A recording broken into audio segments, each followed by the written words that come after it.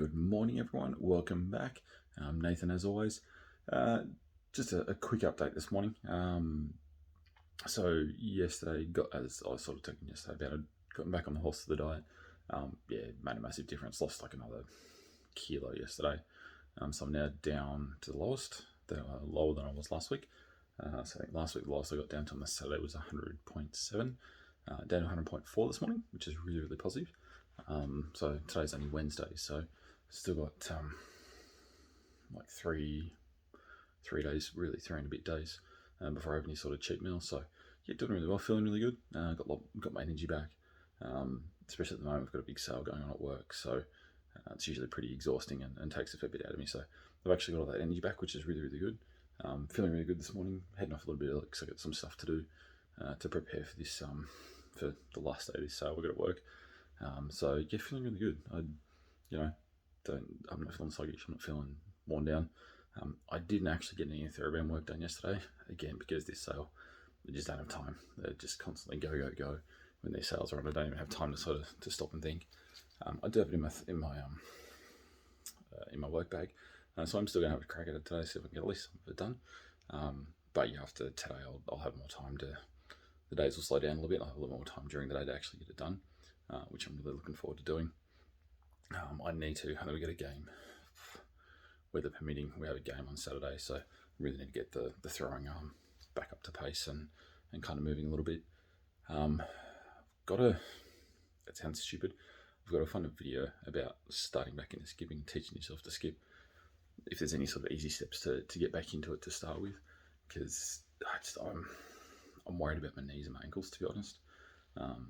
Just that impact, like I sort of mentioned yesterday.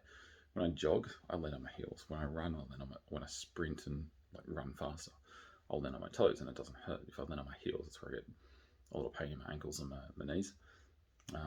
If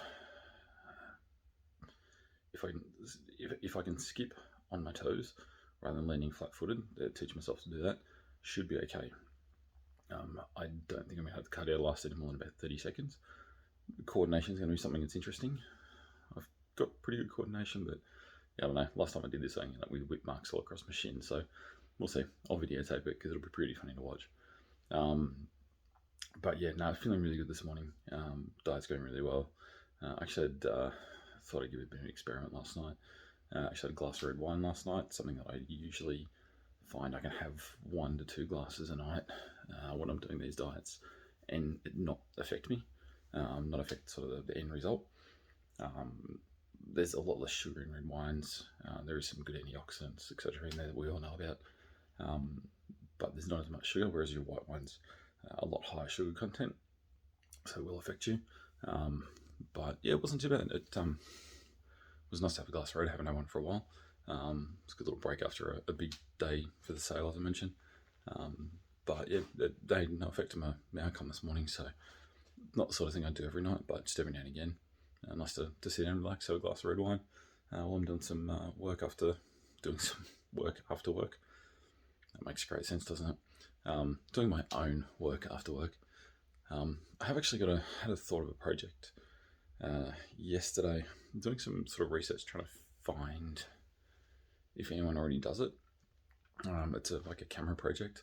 There's a few cameras and like cheap point and shoot type cameras for medium format around, but there's nothing that's really any sort of good quality. You can get things called a Holga. Holgas were like a toy camera from back in the 70s. Got a bit of popularity back, being reproduced, but they're crap. Like they're good for what they are, but you're paying like for most places now, you're paying like $100, $150 for one. They light leak horribly. They don't fit properly. And that was the whole fun of them, is you don't know what you're getting. It's kind of like a dip as to what sort of shots you get. They're a plastic lens. They're a fixed shutter speed. They're your focusing ring. I'll get into a video on it, but your focusing ring is essentially like trees, a group of people, or one person. It's a fixed focus. They're crap. They're light leaks. The backs don't fit properly. They're just not great. The quality and the technology that's in 3D printing and stuff these days. I mean, some of the accurate stuff they get out of 3D printers and some of the really precise fitting mechanisms and things like that you can get out of 3D printers these days. there's no reason you wouldn't be able to print a body for a camera that fits better than what a Holga does. So I sort of thought the other day, I thought, obviously it'd take a bit of design work and stuff like that, a lot of R&D and trial and error. But it's the sort of thing I thought, there's no, I don't see why we couldn't come up with a better alternative. Whether it's cost effective, whether it's actually something that's practical, don't know. Obviously, there's a lot of mechanical things that go in there as well. Your shutter and your release and that sort of stuff. I don't know. It was just a thought I had the other day. It's something I'm going to look into a little bit, because if you try and get you sort of jump from the Holga, that's like $100, $150. If you look around, you can get them occasionally, get them under $100, but not very often. They're not worth more than honestly, they're not worth more than a disposable camera. They're worth like $30, $40, $50. They're not worth much at all. But because they're in demand, everyone wants them, price goes up, and they're not easy to get all the time because there's only one company that makes them. After that, you jump up into vintage 120s, either my big studio like Mamiya, you can get the Keeves, you can get Pentax do a SLR kind of looking one. There's a whole bunch that you can do, but then you start looking up at like the 300s, 400s, 500s because they're so in demand. There's nothing in that sort of mid-market of like a, 200, 250, even like if you can keep it sub $200 and it be, not obviously not going to be beautiful. It's not going to be a big mechanical camera. It's still going to be a plastic camera, but you can potentially get something that's got a lot more quality to it. It doesn't have the light leaks. It's got a little bit more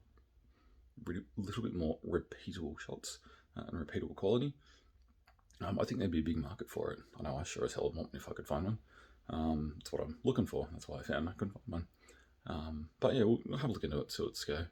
Obviously, if it's something that's worth pursuing, I'll look into it. Could be a good excuse to get a 3D printer. We'll see. Anyway, I'm going to sign off, guys. I got to head to work. I will talk to you all now.